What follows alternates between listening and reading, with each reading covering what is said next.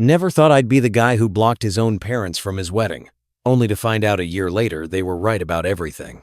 And trust me, that's not the kind of plot twist you ever want in your life. So here's what happened. I thought I was standing up for love. I thought I was fighting for the woman I wanted to marry. I thought my parents were being judgmental, old school, controlling, whatever word you want. But a year into the marriage, I started seeing things I couldn't unsee. And now, when I look back, every warning they gave me is like a giant neon sign I chose to ignore. And, yeah, I regret it. Hard. But let me take you back to where it all started. I met her at a friend's birthday party. I wasn't even planning to go. I'd had a long week. I was tired. And honestly, the only reason I showed up was because my buddy promised there'd be good food, and he knew the host's mom cooks like a magician.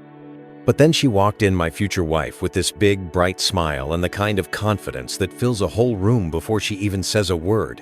Everyone noticed her, including me.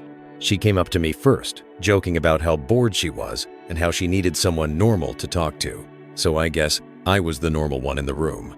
We talked for hours. And at the end of the night, she gave me her number and said, "Don't ghost me. I hate cowards."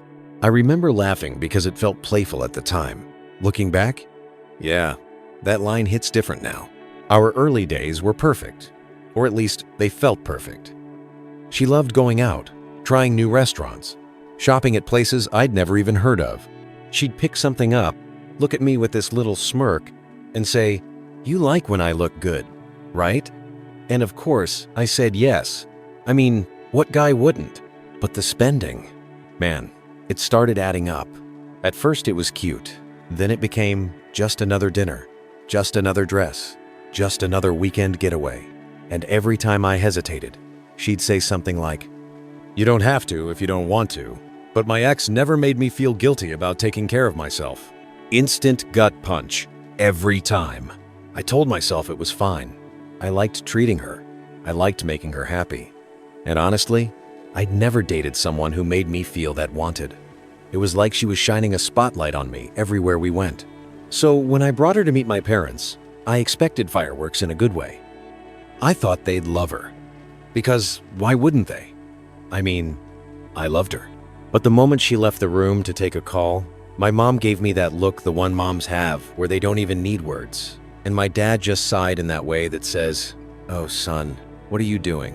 They didn't like her. My mom said she was intense. My dad said she seemed materialistic. And my parents, they don't just throw words like that around. My mom even said, "I feel like she sees your wallet before she sees you." I got defensive. I mean, super defensive.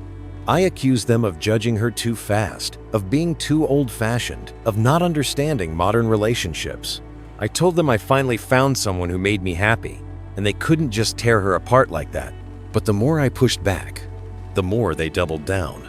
My mom said, "I know people. This girl wants something from you." I said something I really regret now.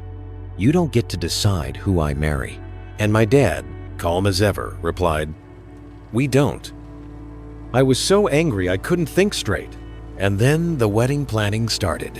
And by planning, I mean my girlfriend handing me lists of things she wanted. Venue, dress, flowers, cake, lighting, photographers, videographers, a live band that cost more than my car.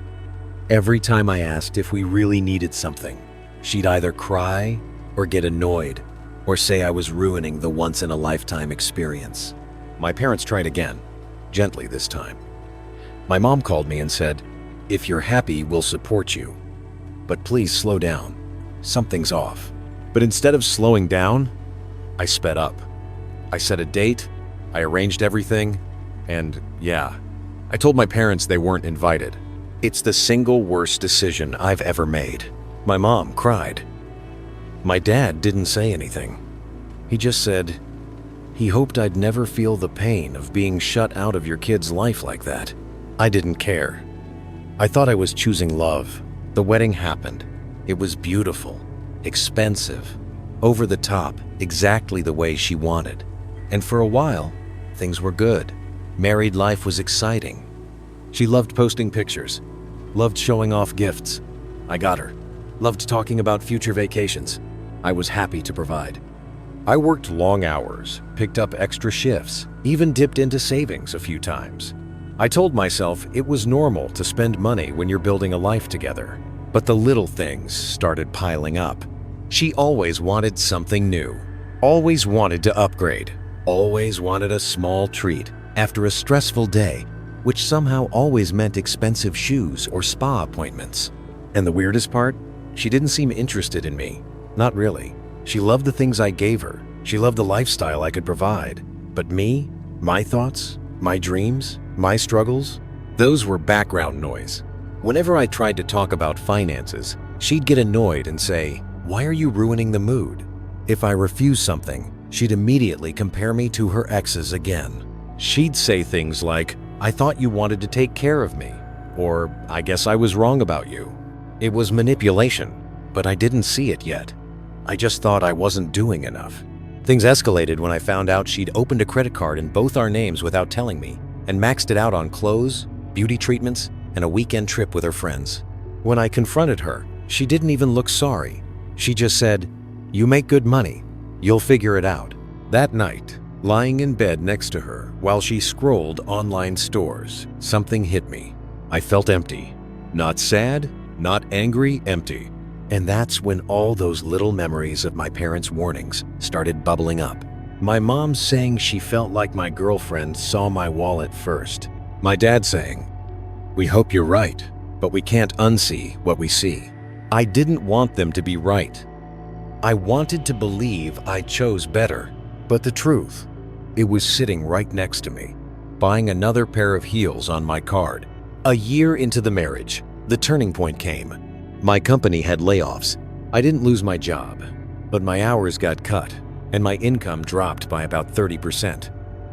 I came home stressed, scared, unsure what the future would look like. I sat her down to talk about it, thinking we'd figure it out together like a team. She didn't even let me finish. She said, "So, does that mean we're not going to Hawaii next month?" I stared at her, stunned. I'd just told her our financial situation might get tight, and the only thing on her mind was a vacation. I said, "I don't know. We need to budget." She snapped, "This is exactly what I was afraid of. You tricked me. You made me think you could provide." And that was it. That sentence. That one line. You tricked me. Like I owed her a luxury life. Like she married a paycheck, not a person. I didn't yell. I didn't cry. I just stood up, grabbed my keys, and left the house. I drove for hours, just circling around with my music off, thinking about every choice I'd made. And for the first time, I let myself admit something out loud. My parents were right. It felt like swallowing broken glass. I ended up at their house. I didn't plan it. My car just sort of went there on autopilot. My mom opened the door and froze. My dad came up behind her. And I swear, the guilt hit me like a punch to the chest. I wanted to apologize. I wanted to fall on my knees. I wanted to explain everything. But I couldn't say a word. My dad said quietly, "We were waiting for you." We talked for hours. I told him everything, the spending, the manipulation, the credit card, the vacation. My mom cried again, but not out of anger. My dad just nodded a lot, listening, not judging. He said, "You needed to see it yourself. That's the only way it sticks." I spent the night there and went home the next morning. When I walked in, she barely looked up. She said, "Did you cool off? Because we need to talk about how you overreacted last night." And I realized something important. She wasn't going to change. Not for me. Not for the marriage. Not for anything. So I filed for divorce. It wasn't easy. She fought it hard, not because she loved me, but because she loved the lifestyle. She wanted alimony. She wanted part of my savings. She wanted everything she could get her hands on. But thankfully, I had proof messages, statements, the credit card, the spending, everything. My lawyer did a great job. The day the divorce finalized, I felt like I could breathe for the first time in a year. I drove back to my parents' house. This time, not in shame, but in gratitude. My mom hugged me so tight I thought she'd crack a rib. My dad clapped me on the back and said, "Tough lesson, but you learned it." And yeah, I did. Sometimes love blinds you so completely you can't see the cliff you're running toward. Sometimes the people who love you most are the ones you push away the hardest. And sometimes the truth doesn't sink in until it hits you like a brick. I still think about the wedding, the empty chairs where my parents should have been, the money wasted, the vows I meant but she didn't. But more than anything, I think about the moment my dad said, "We hope we're wrong." God, I wish they had been. But I'm rebuilding now. Slowly, learning, growing, paying off the debts she left behind. And every time I start doubting myself, I remind myself of this. You can't choose who warns you, but you can choose who you listen to. So yeah, that's how I ended up shutting my parents out of my wedding, only to crawl back to them a year later with my life in pieces. But they still welcomed me. They still cared. And if there's one thing I learned, it's that love isn't proven by how much you spend. It's proven by who stays when everything falls apart.